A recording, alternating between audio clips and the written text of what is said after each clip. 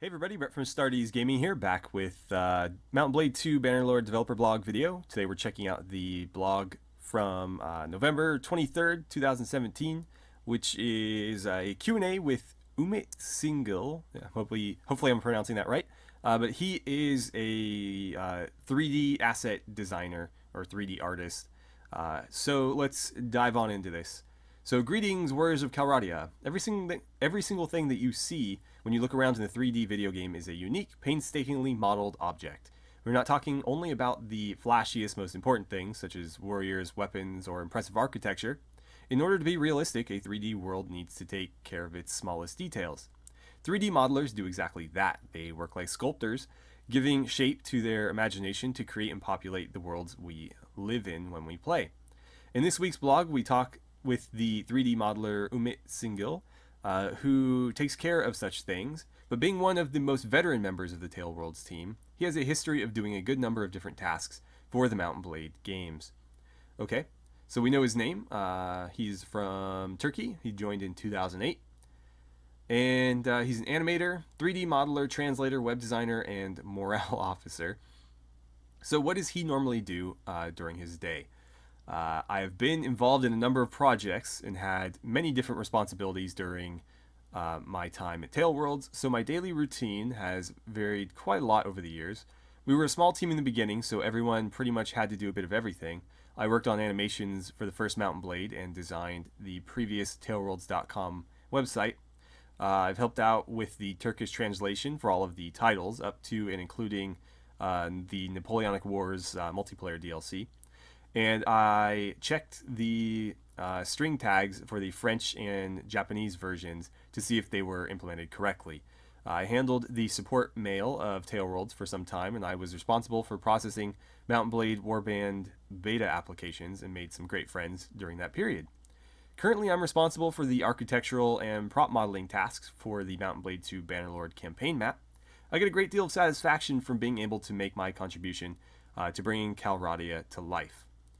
When I'm asked about the difference between Bannerlord and Warband, I say that Bannerlord is bigger, better, stronger, and faster in every way. The rural areas look gorgeous, with vast grassy plains, lush forests, and majestic mountains. Cities are full of life and have beautiful, authentic architecture. And the combat.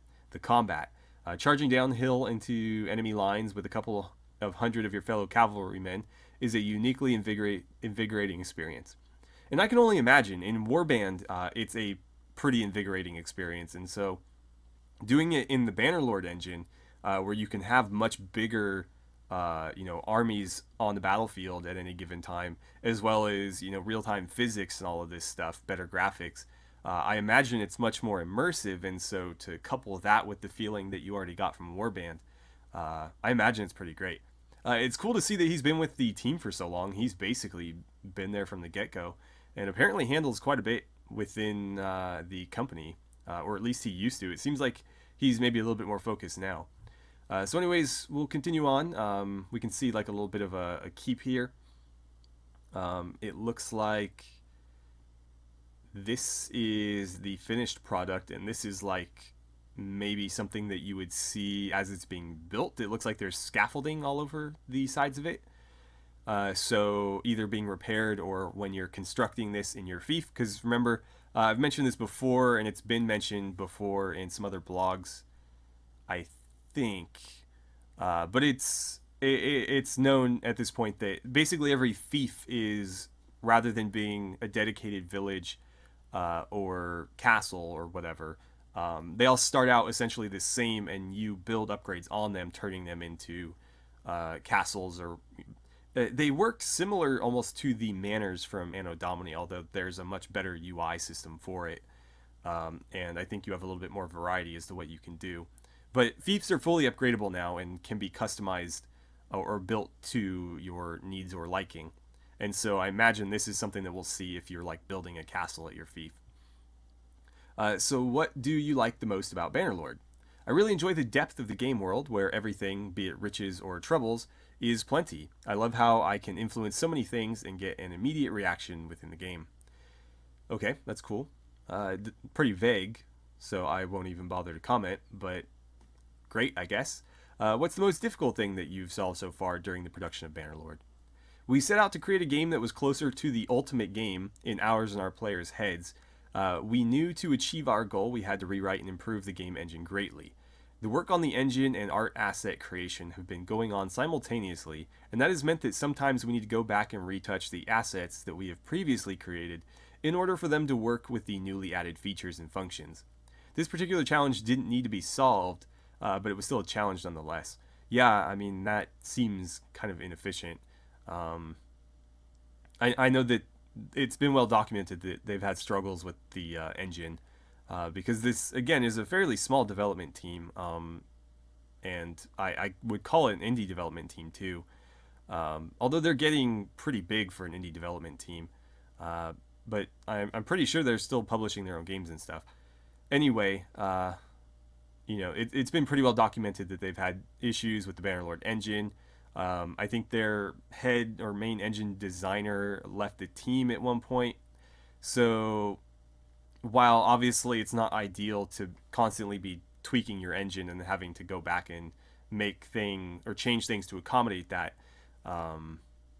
it's something that they've been dealing with for a while, and while it sucks, you kind of have to just deal with it and move forward. And so that's probably one of many reasons why Bannerlord has taken so long to develop. So what is he currently working on? I think we kind of already got that information, but anyway, he's currently working on the settlement models for campaign map, which represents villages, castles, towns, etc. I mostly use existing scene object models for reference to create the polygon-friendly map models. Okay, and we get to see a nice shot of the map here. Scenery looks great. One thing I've noticed, though, and if you look at the overall Calradia map for Bannerlord, is they've added a ton of mountains to the map. And in places that don't really reflect where mountains were in the Warband map. If you guys, if you're familiar with Warband, which you probably are if you're watching this, most of the mountains are focused sort of on the southern and eastern parts of the map, particularly like where the Kingdom of Rhodox is, and sort of in the steppes off to the east, and a little bit where the Kingdom of Vaegirs is. Obviously there's mountains in other places, but that's where they're mostly concentrated. If you look at a Calradia map from Bannerlord, they're everywhere. They're scattered all through the center of the map. And apparently it was to basically create more choke points and kind of force more battles so people couldn't constantly run away. I'm not sure if that's their official answer for that, but that's what I've heard. And I don't know. I kind of liked the more varied terrain in Warband. That is to say, I liked having like wider areas that weren't mountainous. Like this was all open plains, versus this area was very heavily mountainous. And if you look at this, it's pretty consistent all the way through. There's mountains everywhere. There's there's small pockets of, greenery and whatnot, but, mountain, mountain, mountain, mountain, mountain, as far as the eye can see. So, yeah, I mean, I don't know. It's just a little nitpick from me. It's not that big a deal, but just something I've noticed. So, which faction does he like the best? He likes the Empire. He thinks the Byzantine Empire is a hugely underrated empire. Okay, I disagree. I don't know. I mean, you might not. The Byzantine Empire is kind of interesting, but I don't know. I think there are cooler empires out there, and certainly more underrated empires that don't get a lot of attention. Obviously, like Rome gets a ton of attention, but there are a lot of other empires from different cultures and stuff that get completely overlooked. And so, in that context, I don't think the Byzantine Empire is particularly underrated. So what is the poly count for weapons? The models for both weapons and armor vary a lot. Since they come with several pieces, polygon count for an armor set is usually between 8,000 and 12,000 triangles. In the case of weapons, which are created in multiple parts so that they're compatible with our new weapon crafting system, an average sword will be anywhere from 120 to 1,300 for the blade, 320 to about 1,400 for the guard, about 100 to 1,000 for the handle, and 144 to 1,200 or so for the pommel. So yeah, that's a lot of polygons. Yeah, well, I mean, it's kind of difficult because we don't have a comparison from Warband, but that seems like a lot. I don't do a lot of 3D modeling, so I don't know like what current AAA titles are doing for their poly counts and a lot of their stuff. I imagine like a lot of those dice games that look really fantastic but play like crap.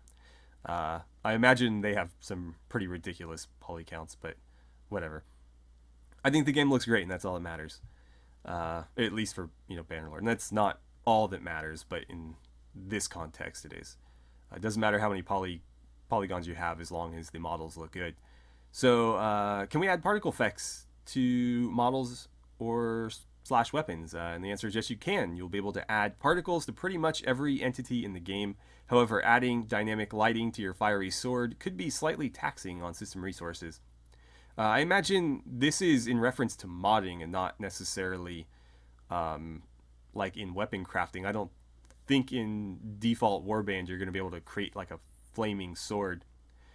However, that is great news for modders because this is actually a really difficult thing to do in warband. And there's a lot of mods that, are based in fantasy settings or at least take inspiration from fantasy settings.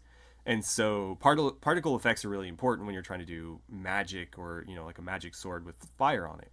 Or even like an ice sword that kind of has like the cold, stuff coming off of it. That's the technical term, by the way, the cold stuff. But yeah, this is great news because, obviously it's going to be taxing the more particle effects you add. But this was really, really difficult to do in warband, and so a lot of mods that could have benefited from it just didn't even bother. There are some that do, utilize it, but, they're the minority in that case. So that's cool. We got a little bit of information out of this, a nice little shot of the map, which we don't get to see a lot of these days. But overall, not a ton of information otherwise. I so far of the blogs really enjoy the faction spotlights because we haven't gotten a ton of information about the factions to this point. There's some stuff on the wiki, but it's vague or just really brief. And so it's kind of cool to hear more about the factions in detail, especially since they go into the lore a bit more. So I'd prefer more of those, especially since we haven't really heard about, I think, a lot of the factions that people are really excited about. Of course, the Battanians, I think, were one that people were really interested in, and they knocked that one out first. But personally, I would really like to hear about the Empire, especially like the split, why they're divided would be interesting to hear. And then how it's split in the sense that, like, what constitutes like the South versus the North versus the East, or whatever the three of the 4 cardinal directions they chose to use. Anyways, we're going to go ahead and leave it here. So thank you guys so much for sticking around and talking about some Bannerlord with me, and I look forward to seeing you guys back here next week for another Mount & Blade 2 developer blog video.